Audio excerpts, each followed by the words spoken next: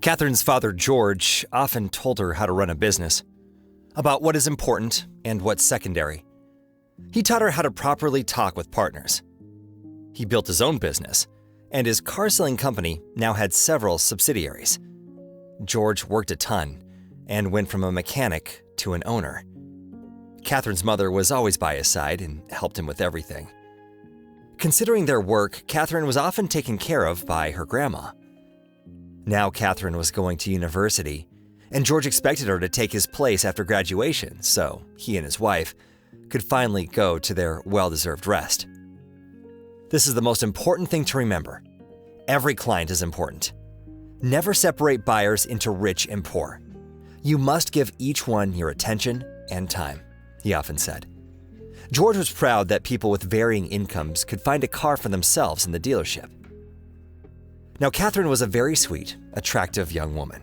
Despite her parents' limited attention, she was an excellent student and was smart, kind, honest, and fair. Having unlimited financial opportunities, she was modest in her appearance and in her desires and requests. Catherine was popular. She was loved and had quite a few friends. But despite her open and soft personality, Catherine could say no. She distanced herself from people who made her uncomfortable and who, she thought, were dishonest, selfish, and had rude thoughts. Catherine didn't actually want to take her father's place. She thought she should build her own career, but her father really wanted to give his life's work to her. Catherine's conscience didn't let her turn her parents down, who had spent so much of their energy on that business to give her a good life and future. So, as soon as Catherine graduated, her father brought up passing down the business. All the documents were made out quickly. George explained to everyone in the company that he was leaving on his well-earned vacation and his place would be taken by Catherine. He explained everything to her down to the last detail. Catherine was introduced to the employees in the main office, but no one in the subsidiaries had seen her yet. She got an idea that she proposed to her father. She wanted to see how the dealerships worked on the inside, so she decided to get hired as a typical employee in one of the subsidiaries. She wasn't particularly needed in the main office. Everything ran according to plan. Each employee knew his role and responsibly did what he was supposed to, according to the company policy that was set by its founder, George Harrison. Catherine arrived at her interview at the appointed time. When she went in, she looked around and saw an administrator behind a desk whose attention was drawn to text on her phone. She paid no attention to Catherine. "Excuse me, I have an interview, and you should have received a notification yesterday from the main office," Catherine said to the administrator, not waiting for her to pay attention. The administrator raised her eyes, put her phone aside, and started looking for something on her computer quickly.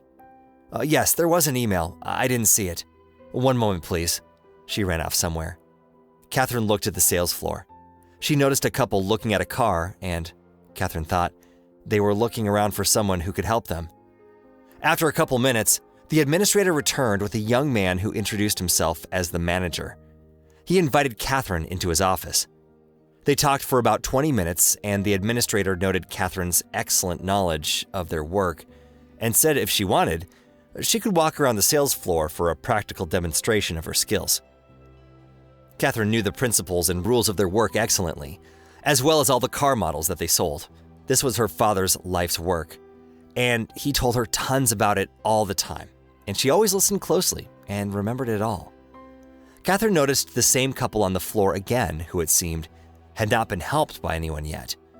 The manager looked around and said, "Unfortunately, there aren't any clients right now, but can you look around?" "What do you mean? There's a couple over there. They've been here a while," Catherine said. "Are they clients? They're walking around confused," the manager said venomously. "Riley likes to work with them. He probably likes wasting time on nothing." "Riley? Where is he? And why is it a waste?" "He'll be here later. He had something come up. You can try if you'd like." She straightened her jacket, smiled, and went onto the sales floor. The conversation between Catherine and the potential buyers was relaxed. They listened to what she told them, asked questions, nodded, were satisfied with their answers, looked at each other, and smiled. Catherine showed them another couple of models, and after about 40 minutes, the happy couple went to sign the paperwork. Catherine got them an affordable car that met all their needs. "Great job, you did it. It seems like you don't need an internship and can get right to work," the manager said, slapping her on the shoulder. He turned to the other employees and said rudely, "Now Riley has competition. They'll fight over the super clients." Catherine barely held herself back. Her father had taught her to treat everyone equally and respectfully, independent of their income, position, or appearance. That policy should be in the company, but this office didn't follow it. Catherine wanted to play her cards, but she was distracted by a guy who extended his hand and said, "Hi, I'm Riley." "Sorry, I was lost in thought. I'm Catherine." "I heard about an intern who made a sale within her first hour." Riley didn't let her hand go or avert his eyes for a long time, making her uncomfortable. A client suddenly came in, and Riley quickly ran off. Other people came in who managers talked to. An elderly woman came in towards the end of the day. It was Warren's turn to help her. He was a manager. But he looked at the woman's modest appearance and beat-up purse, smiled, and said to Riley, "I'm giving you this one. Go get her." Riley took a breath, showing how much he disliked the manager's behavior, but smiled, and went to the woman. Catherine watched him the whole time. He talked to her about something for a long time and showed something on his tablet. Then he went to the manager and asked if he could give her a 15% discount on the car. The manager smirked and said, "Riley, you know this car segment doesn't get discounts since they're cheap. And we can only give discounts to a certain number of buyers, and this granny isn't among that number. But you must understand she needs it. It's a present for her grandson, who she hasn't seen for many years.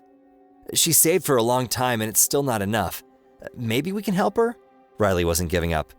"Listen, everyone has their story, and if we give everyone discounts, we won't earn anything." "Does she need a cheap rust bucket? No? Then tell her she went to the wrong place." The manager was being rude and arrogant. He unexpectedly caught Catherine's disapproving look towards him. "What are you looking at? We aren't a charity. If you don't like it, no one's keeping you here." "Maybe we should ask the CEO. Maybe she could help," Catherine suggested. Everyone looked at her, surprised. Everyone liked the owner in the main office. Riley looked at Catherine again. He realized he was falling in love with her. "Okay, Riley, call her," the manager said with a chuckle. He was interested in what would happen next. Riley was worried, not because he had to call her, but because what if she said no? Then he couldn't help the old woman who was counting on him. He dialed the number, and Catherine's phone rang. No one seemed to notice. All the employees were waiting to see how Riley's phone call would go. "Catherine Harrison here."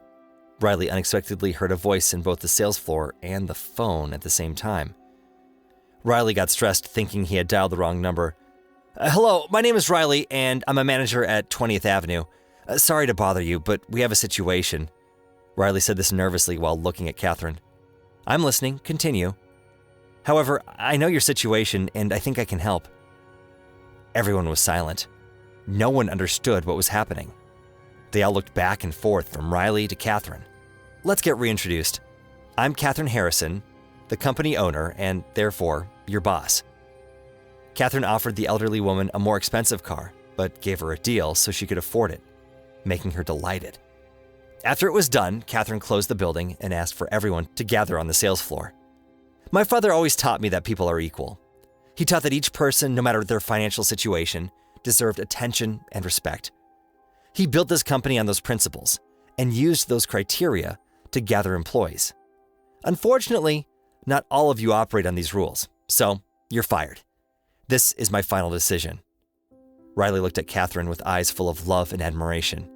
She looked at him and said, "Riley, starting tomorrow, you'll become the head manager here, and we'll start hiring employees that fit the company policy." 6 months passed. The company was doing great. Riley was where he should be. He suggested that he and Catherine should implement many projects and solutions that would benefit the business together. Riley didn't look like himself today. He was weighed down and lost in thought. Something had him worried. Catherine was to come today, and he would have to talk to her. He couldn't stay quiet any longer. "Catherine, I quit," Riley said as soon as Catherine sat down. She looked at him confused, not knowing what to say. "I can't do this anymore. I love you. I really love you. I've loved you since the day we met. Of course, I need more than just being coworkers." Catherine sighed, smiled, and said, "Well, this isn't what I was expecting. I thought I'd never hear you say those words because I was waiting too. I love you too. But why are you quitting?" "What do you mean?" "You're my boss. It would be inappropriate, and I should go make my own business." "Riley, you've been building this one with me for 6 months now. Your projects and ideas have expanded our company, and we even opened 2 more subsidiaries. So, my love, I am not firing you.